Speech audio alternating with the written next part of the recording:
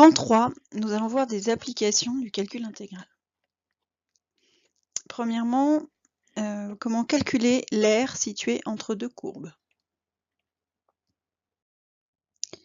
Nous allons commencer par une propriété, soit un intervalle AB, si pour tout nombre x situé entre A et B, on a f de x supérieur à g de x, alors l'aire entre les courbes représentatives de f et de g est calculée par intégrale entre A et B de f de x moins g de x dx. Autrement dit, si j'ai f de x supérieur à g de x, ceci veut dire que la courbe représentative de f est située au-dessus de celle de g.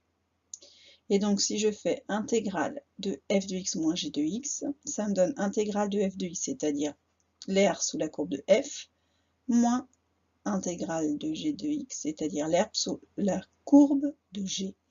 Conclusion, intégrale de f moins g, ça me donne bien l'aire entre les deux courbes.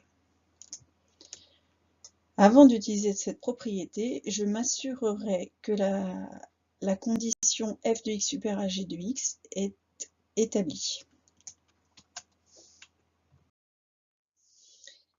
Exemple d'utilisation, soit la fonction f définie par f de x égale 3x au carré et la fonction g définie par g de x égale 2x plus 1.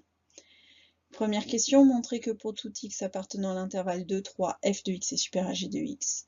Et deuxième question, en déduire l'aire du plan délimité par les courbes représentatives de f, celle de g et les droites d'équation x égale 2 et x égale 3.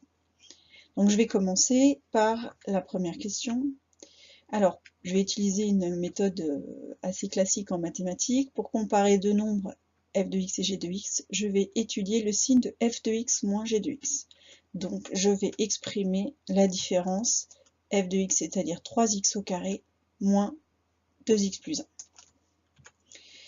Je fais attention que c'est bien 2x plus 1 qui est soustrait à 3x au carré, donc je n'oublie pas la parenthèse.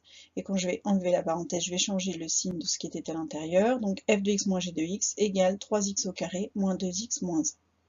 Je vais étudier le signe de ceci. Je reconnais ici un polynôme du second degré, dont je vais calculer le discriminant. Delta égale b carré moins 4ac. b vaut moins 2, donc moins 2 au carré, moins 4 fois 3 fois moins 1.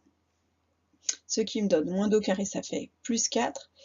Moins 4 fois moins 1, ça fait plus 4. 4 fois 3, 12. Donc ça donne 4 plus 12 égale 16.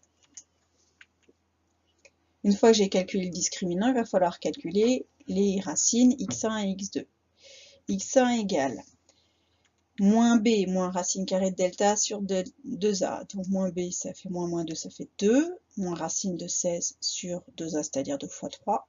Ce qui me donne 2 moins 4 sur 6, c'est-à-dire moins 1 tiers. Et la deuxième racine est x2 égale 2 plus racine de 16 sur 6, c'est-à-dire 6 sur 6, c'est-à-dire 1. Je sais que mon polynôme est du signe de a à l'extérieur des racines. A vaut 3, a est positif. J'en déduis le tableau de signes de f de x moins g de x.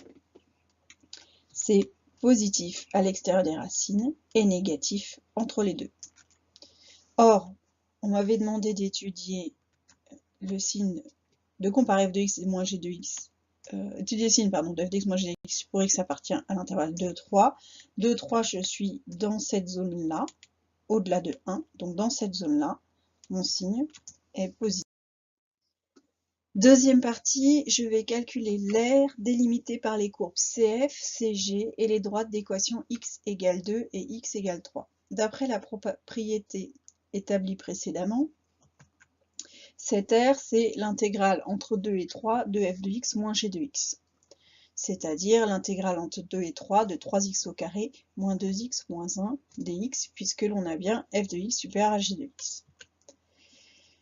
En posant h de x égale 3x au carré moins 2x moins 1.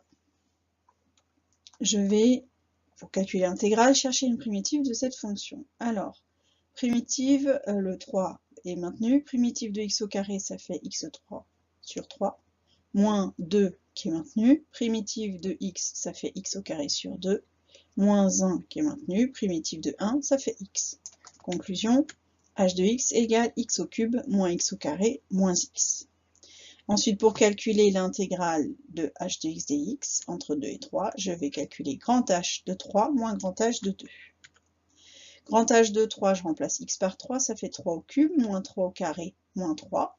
3 au cube, ça fait 27, moins 9, moins 3, ça me donne 15. Je calcule h de 2, 2 au cube, moins 2 au carré, moins 2, ça fait 8, moins 4, moins 2, ce qui me donne 2. Conclusion, l'intégrale de 2 à 3 de f de x moins g de x égale f de 3 moins f de 2, c'est-à-dire 15 moins 2, ce qui me donne 13 unités d'air. Donc pour illustrer le résultat précédent, nous avons ici la courbe représentative de la fonction f définie par f de x égale 3x au carré. Donc elle est représentée par une parabole tournée vers le haut. Nous avons ici la courbe représentative de la fonction g définie par g de x égale 2x plus 1. On a une fonction affine, donc représentée par une droite. Et je veux calculer l'air délimité par la courbe représentative de f, la courbe représentative de g, la droite d'équation x égale 2 et la droite d'équation x égale 3. Cet air, je vais représenter par cette zone bleue. Et ce que nous venons de démontrer, c'est que cette zone bleue a une superficie de mesure 13 unités d'air.